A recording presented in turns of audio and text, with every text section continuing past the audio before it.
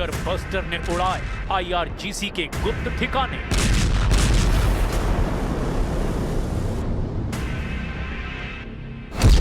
ढाई हजार मरीन का ईरान में स्पेशल ऑपरेशन। आधी रात में तांडव, तेहरान में तख्ता पलट मिशन।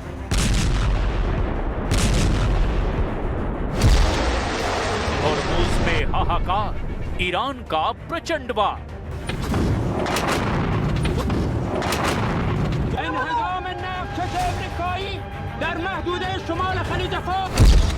$100 करोड़ का इनाम, मुस्तफा को मार देंगे ट्रंप।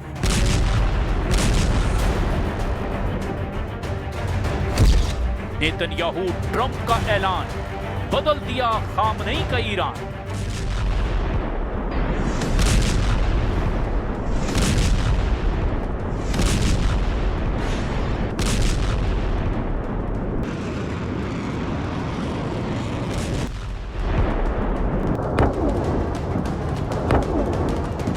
इस भयानक जंग के बीच खौफनाक साजिश का कच्चा चिट्ठा लेकर हाजिर हूं मैं, प्रशांत चुरहे। ईरान पर अगले कुछ घंटों में ऐसा हमला होने वाला है जैसा अभी तक नहीं हुआ। राष्ट्रपति ट्रंप ने ऐलान कर दिया है कि ईरान जंग हार चुका है, तेहरान हैज फॉलन। और अब हम ईरान में ऐसी सैन्य कार्रवाई करने जा रहे हैं जिसके बाद ईरान से हमेशा के लिए खामनेई शासन का खात्मा हो जाएगा।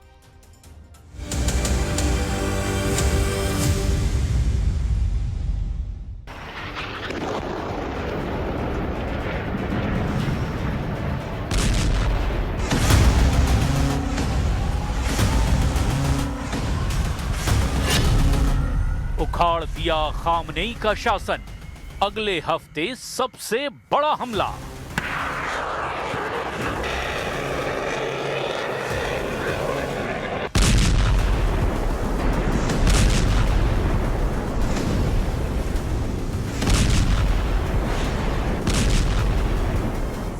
दो हफ्ते से ज्यादा की जंग में ईरान बुरी तरह से तबाह हो चुका है।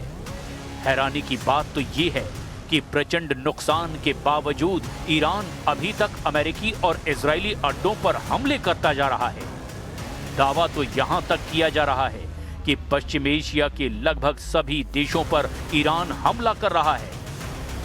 स्ट्रेट ऑफ हॉर्मुज में ईरान के आक्रामक तेवरों से बेशक अमेरिका और इजराइल की नींद उड़ा दी हो, लेकिन अब अमेरिका ईरान से खामनेई शासन को तेजी से उखाड़ फेंकने के लिए नए हथकंडे अपनाकर हमले कर रहा है। दावों के मुताबिक अमेरिकी सेना जमीन पर उतर रही है और करीब 2500 अमेरिकन मरीन ईरान की जमीन पर सीधा हमला करने को तैयार हो चुके हैं। दावा किया जा रहा है कि इसीलिए अमेरिका ने ईरान के सबसे बड़े तेल भंडार वाले इलाकों पर तूफानी और भयानक हमले किए हैं। ईरान के खर्ग द्वीप पर रात भर चले B-2 बम वर्षक, F-35 जेट और टॉमहॉक मिसाइलों के हमलों ने पूरा खर्ग द्वीप धुआं धुआं कर दिया। ट्रंप ने दावा किया कि उन्होंने ईरान के खर्ग द्वीप में तेल टर्मिनल को नहीं उड़ाया है। अगर ईरान हमले जारी रखता है तो इन्हें हम तबाह कर देंगे। यानी वार पलटवार में घटनाक्रम तेजी से बदल रहा है। लेकिन हम शुरुआत करते हैं ईरान के युद्ध से जुड़ी उस ताजा खबर से जिसने पूरे पश्चिम एशिया को दहला रखा है। अगले 100 घंटे में सबसे बड़ा हमला, ट्रंप ने जीत ली ईरान की जंग।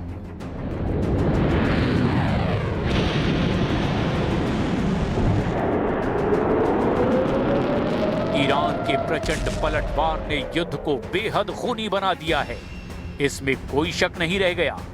अमेरिका ने अकेले दम पर ईरान पर 15,000 ठिकानों पर हवाई हमले किए हैं, जबकि इजराइल का दावा है कि उसने ईरान के 8,000 ठिकानों को पूरी तरह से तबाह कर दिया है। दावा तो यहां तक किया गया कि आने वाले दिनों में अमेरिका पूरी तरह से ईरान की IRGC पर हावी हो जाएगा। नेतन्याहू और ट्रंप दोनों ने ही दावा किया कि ईरान के नए सुप्रीम लीडर मुस्तफा खामनेई को हम मार देंगे। राष्ट्रपति डोनाल्ड ट्रंप ने घोषणा की कि अमेरिकी सेना ने ईरान के सबसे महत्वपूर्ण तेल हब खर्क द्वीप के सभी सैन्य ठिकानों को अब पूरी तरह से तबाह कर दिया है।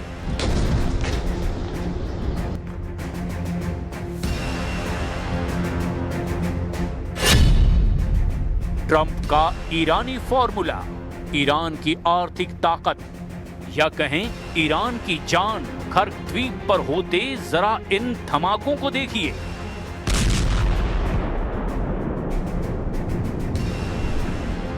राष्ट्रपति ट्रंप ने इन वीडियो को सोशल मीडिया पर खुद शेयर किया है और दावा किया है कि हमने अपनी मर्जी से अपने वक्त पर अपने हिसाब से ईरान के खर्क द्वीप पर भीषण हमले किए। ईरान के खर्क द्वीप पर हमला होना इस युद्ध का सबसे बड़ा टर्निंग पॉइंट है। इसे समझने के लिए हमें इसके सामरिक और आर्थिक महत्व को देखना होगा। आसान शब्दों में कहें तो खर्क द्वीप ईरान की अर्थव्यवस्था की शहरग या ईरान की धमनियां है। अमेरिकी सेना और ट्रंप के दावों के मुताबिक यह हमला जानबूझकर केवल सैन्य ठिकानों तक सीमित रखा गया था ताकि वैश्विक तेल बाजार में बड़ा संकट न आए। खर्क द्वीप चुनिंदा टारगेट पर हमले किए गए। खर्क द्वीप पर अमेरिकी सेना ने B-2 बम वर्षक F-35 और टॉम हॉक मिसाइलों से भीषण हमले किए। खर्क द्वीप में मौजूद ईरान के एयर डिफेंस सिस्टम को तबाह कर दिया गया। द्वीप की सुरक्षा में लगे ईरानी मिसाइल डिफेंस और रडार यूनिट्स तबाह हो चुके हैं। इसके अलावा खर्क द्वीप पर ईरानी नौसेना बेस को भी तबाह कर दिया गया। द्वीप पर IRGC का नेवल इंफ्रास्ट्रक्चर हमलों में खत्म हो चुका है। अमेरिका का मानना है कि इस द्वीप के सैन्य ठिकानों से ही उन ड्रोन और मिसाइलों को कंट्रोल किया जा रहा था जिन्होंने अमेरिकी युद्धपोत पर हमले किए। यहां रूस निर्मित S-300 और ईरान के अपने बावर 373 जैसे सिस्टम लगे थे जो अब तबाह हो चुके हैं।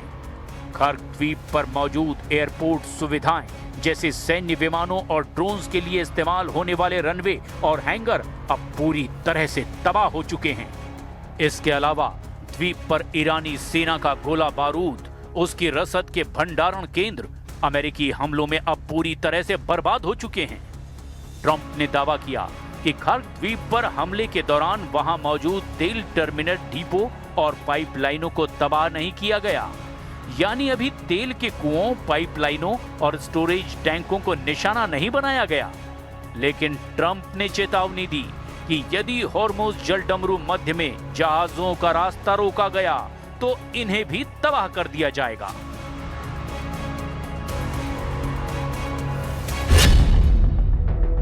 खर्क द्वीप ईरान का ऑयल एटीएम। खर्क द्वीप ईरान के लिए कच्चा तेल निर्यात करने का सबसे बड़ा और मुख्य केंद्र है। ईरान अपना लगभग 90% कच्चा तेल इसी द्वीप के माध्यम से वैश्विक बाजार में भेजता है। यहाँ तेल के विशालकाय स्टोरेज टैंक हैं, जहां लाखों बैरल तेल जमा रहता है। अगर ये टैंक नष्ट होते हैं तो ईरान के पास तेल बेचने का कोई दूसरा रास्ता नहीं बचेगा। ये द्वीप फारस की खाड़ी में तट से लगभग 25 किलोमीटर दूर मौजूद हैं। इसकी स्थिति ऐसी है जहां से हॉर्मुज़ जलडमरू मध्य पर नजर रखना और उसे नियंत्रित रखना आसान है। ये एक तरह से समुद्र के बीच में बना ईरान का अभेद्य किला है, जहां से वो अपनी नौसैनिक गतिविधियों को अंजाम देता है। ईरान ने इस द्वीप को बचाने के लिए यहाँ अपनी सबसे आधुनिक डिफेंस प्रणाली तैनात कर रखी है। इधर खबर आ रही है कि अमेरिका के 2500 मरीन खर्क द्वीप पर पूरी तरह से कब्जा करने के लिए आ रहे हैं। हालांकि ईरान ने दो टूक कहा है कि अगर ऐसा अमेरिका करता है तो ईरान अमेरिका के मरीन को ताबूत में भरकर भेज देगा, जबकि दूसरी तरफ लगातार ईरान की टॉप लीडरशिप और IRGC के कमांडरों को मारने के लिए अमेरिका और इजराइल जुटे हुए हैं। अब आप जरा देखिए अमेरिका की मोस्ट वांटेड लिस्ट में किस किस को टारगेट पर रखा गया है।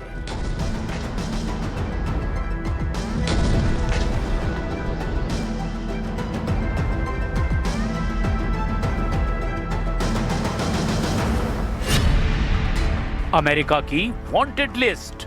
100 करोड़ रुपए का इनाम। अमेरिका के विदेश विभाग ने अपने रिवॉर्ड्स फॉर जस्टिस प्रोग्राम के तहत ईरान के नए सुप्रीम लीडर और कई शीर्ष कमांडरों पर 10 मिलियन यानी लगभग 92.6 करोड़ रुपए तक के इनाम रख दिए हैं। अमेरिकी सरकार का आरोप है कि ये नेता इस्लामिक रिवॉल्यूशनरी गार्ड कॉर्प्स यानी IRGC के कई अंगों का संचालन करते हैं जो वैश्विक स्तर पर आतंकवादी गतिविधियों और अमेरिकी हितों पर हमलों में शामिल रहते हैं। पहला टारगेट मुस्तफा खामनेई हैं, ईरान के नए सुप्रीम लीडर, पूर्व सुप्रीम लीडर अली खामनेई के बेटे। उन्हें हाल ही में ईरान का सुप्रीम लीडर बनाया गया है। दूसरा टारगेट अली असगर हिजाजी हैं, सुप्रीम लीडर कार्यालय के सुरक्षा प्रमुख, सुरक्षा और खुफिया मामलों में सुप्रीम लीडर के सबसे करीबी सहयोगियों में से एक हैं। तीसरा टारगेट याया रहीम सफवी हैं, ये वरिष्ठ सैन्य सलाहकार, IRGC के पूर्व कमांडर और वर्तमान में सैन्य रणनीतियों के प्रमुख सलाहकार हैं। चौथा target Ali Larijani, supreme national security council के सचिव हैं, ईरान की सुरक्षा नीतियों और कूटनीति में महत्वपूर्ण भूमिका निभाने वाले रणनीतिकार हैं। पांचवा टारगेट स्कंदर मोमिनी, ईरान के आंतरिक मंत्री, देश की आंतरिक सुरक्षा और पुलिस बल का नेतृत्व कर रहे हैं। छठा टारगेट इस्माइल खतीब, ये खुफिया मंत्री ईरान के खुफिया एजेंसी के प्रमुख हैं जो विदेशी और घरेलू ऑपरेशनों की निगरानी करते हैं। इन्हें मिलाकर 10 लोगों को ट्रंप ने मोस्ट वांटेड लिस्ट में डाला है और इनका पता बताने वालों को इनाम के साथ साथ सुरक्षा मुहैया भी कराने का ऐलान किया। अब देखना यह होगा कि आने वाले कुछ घंटों में ईरान खुद पर हुए हमलों पर किस तरह से पलटवार करता है।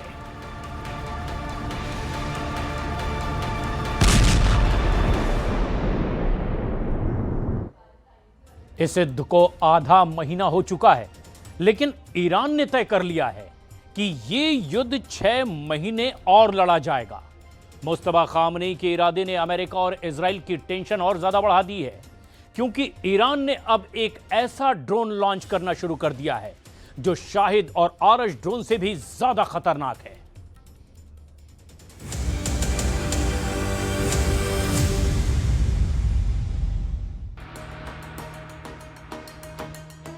ईरान ने अपना सीक्रेट दिखाना शुरू कर दिया है। ईरान अब 6 दिन नहीं, 6 हफ्ते नहीं, 6 महीने तक युद्ध करने के लिए तैयार है। ये सुरंग और यहां रखे हुए ये ड्रोन सबूत हैं कि ईरान की फायर पावर 6 महीने तक चलेगी और इस दौरान उसकी ड्रोन वाली प्रोडक्शन लाइन लगातार काम करती रहेगी। इस सीक्रेट अड्डे में ड्रोन गिनकर थक जाएंगे ट्रंप और नेतन्याहू।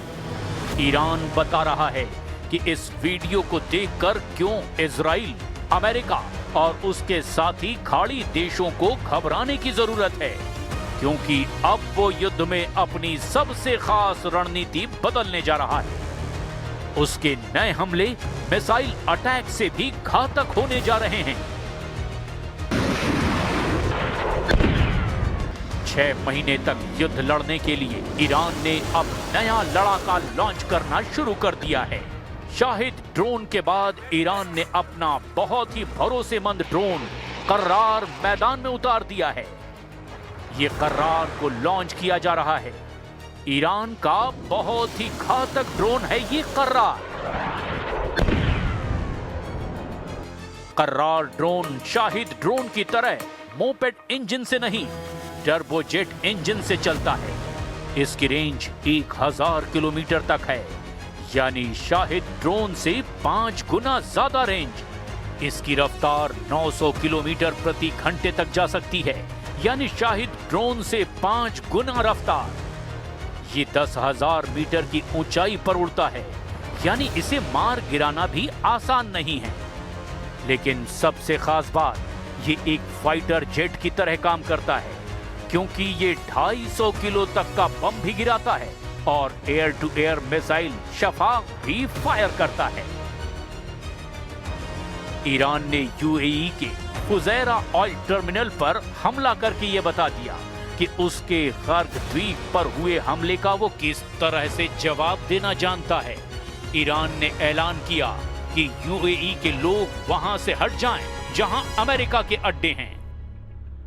جمهوری اسلامی ایران حق مشروع خود می‌داند در دفاع از حاکمیت ملی و سرزمین خود مبدأ شلیک موشک‌های دشمن آمریکایی را در بنادر کشتیرانی ईरान के ड्रोन ऐसे ही अड्डों को टारगेट पर ले चुके हैं और कर्रार इसमें नया खिलाड़ी है।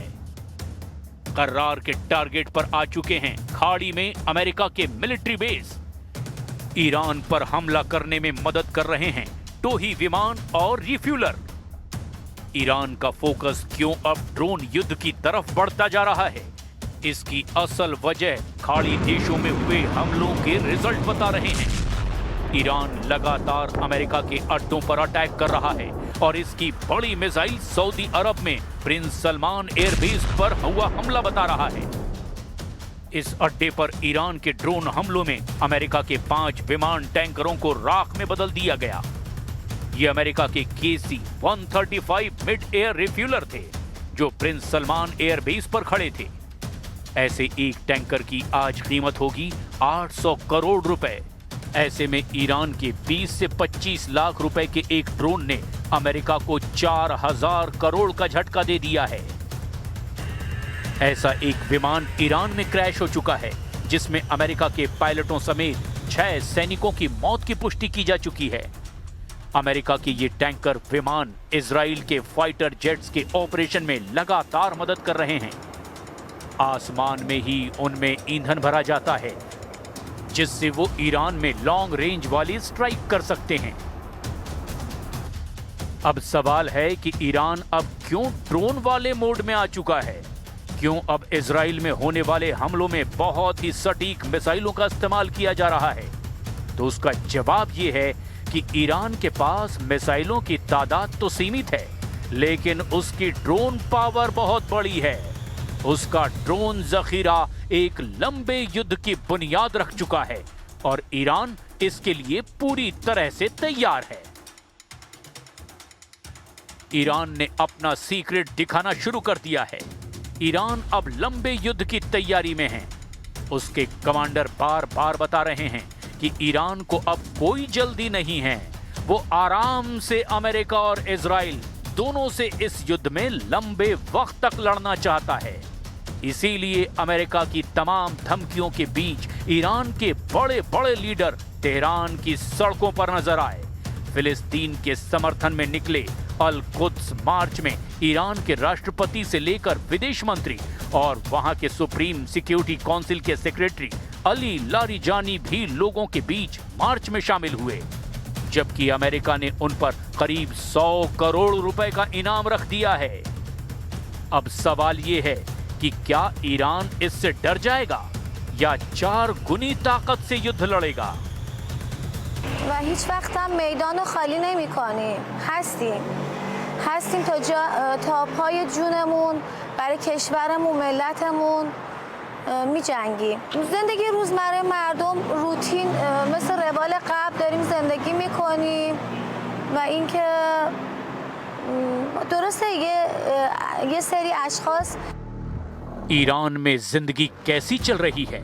रमजान के महीने में युद्ध में ईरान को कैसे तोड़ने की कोशिश की गई है? और क्या डोनाल्ड ट्रंप और बेंजामिन नेतन्याहू इसमें कामयाब हुए हैं?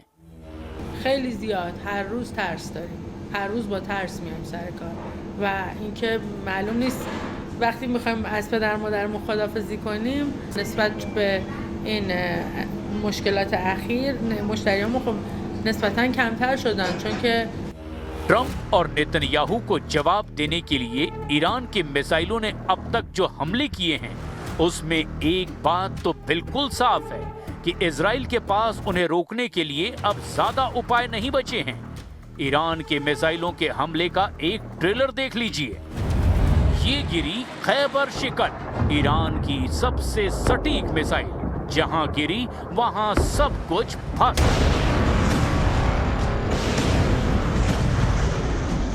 ये गिरी इमाद बैलिस्टिक मिसाइल। सिर्फ 10 साल पुरानी इस मिसाइल से सबसे ज्यादा हमले किए गए हैं।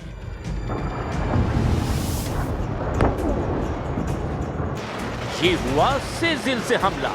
1000 किलो का वॉरहेड और जमीन पर सब कुछ भस्म कर देने वाला धमाका। ये गिरी शहाब 3, ईरान की सबसे पुरानी मिसाइलों में से एक, लेकिन सबसे भरोसेमंद भी।